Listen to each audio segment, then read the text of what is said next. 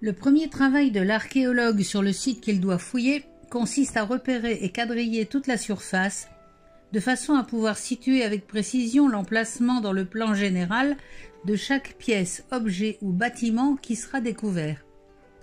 Et cela vaut pour la profondeur également, car s'enfoncer dans le sol que l'on fouille revient à remonter dans le temps. Et c'est ainsi qu'en découvrant le site de la ville antique de Troie sur la colline d'Isarlik près de la mer Égée, ils ramenèrent au jour non pas une mais 10 villes situées les unes au-dessus des autres, avec des profondeurs et des étendues différentes et couvrant une durée de 4000 ans. Les fouilles ont montré que la région était habitée depuis au moins 8000 ans et que la ville avait subi au cours du temps des incendies, des guerres et des tremblements de terre, ainsi que des périodes de grande expansion et de richesse. Située aux confins de l'Anatolie et à la porte des mondes grecs et balkaniques, Troie jouait un rôle de premier plan dans la migration, le mélange des cultures, le commerce et la transmission des savoirs. Mais elle était aussi en première ligne en ce qui concerne les invasions et les guerres. Pourquoi rechercher plus particulièrement la ville de Troie? Après tout, la région regorge de capitales antiques, plus prestigieuses ou mystérieuses les unes que les autres. C'est Homère qui, en racontant la guerre entre Troie et les Grecs de Mycène au XIIe ou XIIIe siècle avant Jésus-Christ, lui a donné une telle célébrité qu'on oublie parfois que cette guerre, Troie l'a perdue. Que raconte Homère? En ce temps-là, Hélène, fille du roi de Sparte, était considérée comme la plus belle femme du monde. Quand elle fut en âge de se marier, tous les jeunes princes grecs, et même certains qui n'étaient plus si jeunes, se mirent sur les rangs pour demander sa main. Ulysse, prince d'Ithaque, était encore très jeune à ce moment, mais déjà très avisé, et pas du tout candidat, car il avait déjà trouvé sa Pénélope. Il conseilla donc à Tindar, le père d'Hélène, de faire prêter au prétendant un serment solennel. Peu importe celui qui serait choisi, il promettait de lui porter secours tous ensemble, si jamais quiconque tentait de lui ravir son épouse. Et Hélène épousa Ménélas, prince de Mycène en exil, le plus beau mais pas le plus brillant des princes paraît-il. Paris était alors prince de Troie en exil et il avait pris parti pour Aphrodite dans un concours de beauté qu'elle disputait avec Héra et Athéna.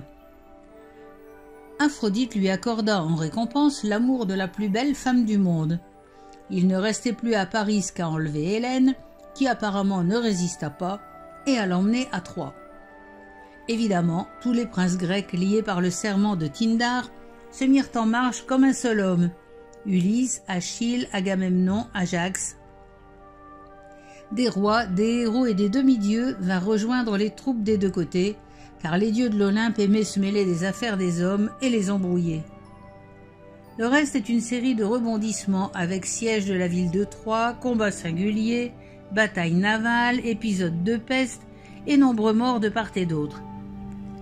Ceci se termine avec la mort d'Hector, fils du vieux roi Priam de Troie, tué par Achille.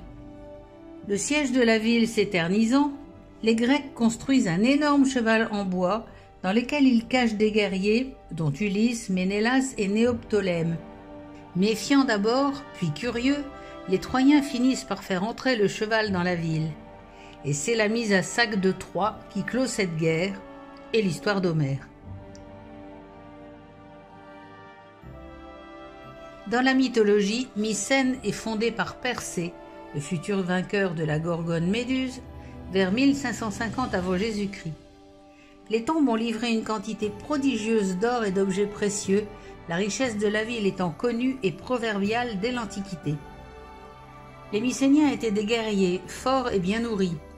Et pourtant, la civilisation s'est effondrée vers 1200 avant Jésus-Christ, au moment de la catastrophe qui a touché tout le bassin méditerranéen. Et elle ne s'est jamais vraiment relevée de la chute des palais.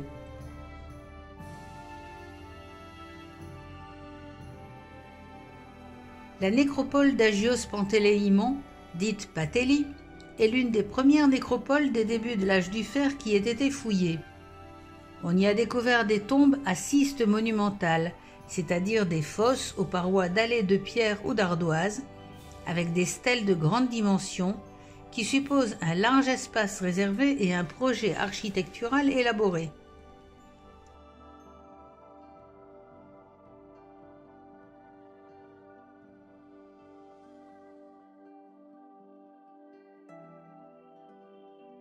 Mais une série de catastrophes naturelles mal connues va frapper tous les peuples du bassin méditerranéen. La sécheresse, la famine, l'exode des populations, peut-être aussi des tremblements de terre, l'invasion par les peuples de la mer, peut-être simplement des réfugiés venus de contrées plus éprouvées encore. Seuls les Égyptiens, peut-être protégés par le Nil, vont échapper à ces années sombres.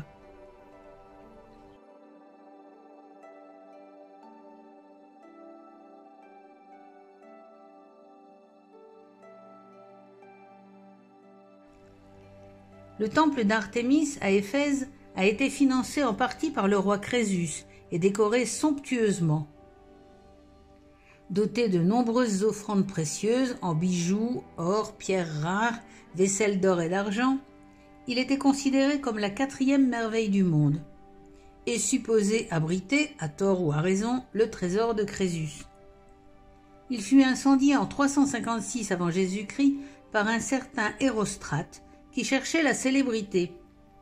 Il fut torturé et exécuté pour sa peine par les magistrats outrés de ce vandalisme.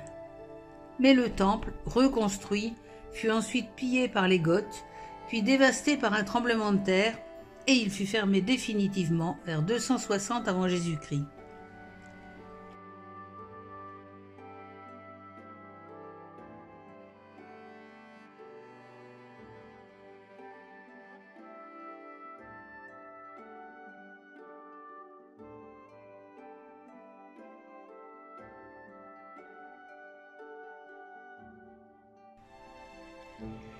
La céramique à figure noire apparaît à Corinthe vers 600 avant Jésus-Christ.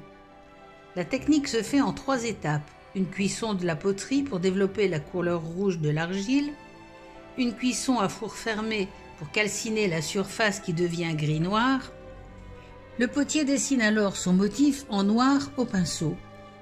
Une 3e cuisson permet à l'argile de redevenir rouge. Les motifs précédemment peints en noir restent dans le ton d'origine. Et enfin, le potier rehausse son dessin avec des incisions et parfois des traces de couleur. C'est un procédé long et difficile, une 3e cuisson trop longue suffisant à effacer des motifs redevenus rouges malgré la peinture noire. La céramique à figure rouge est apparue à Athènes vers 530 avant Jésus-Christ et s'est répandue rapidement dans toutes les colonies grecques. Dans cette technique, la poterie est entièrement vernie de noir et les figures sont peintes, ce qui permet une plus grande souplesse et une finesse d'exécution. La concurrence fut éliminée quasi instantanément.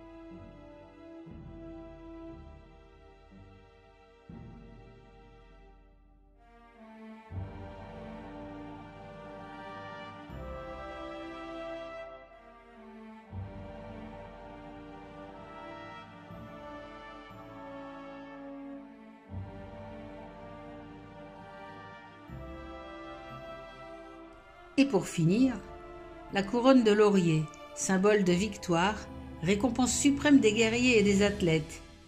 Ces couronnes sont en or et proviennent de Bergame et de Gélibolu. Mais on trouvait aussi des couronnes de chêne, symbole de la puissance et du sacré,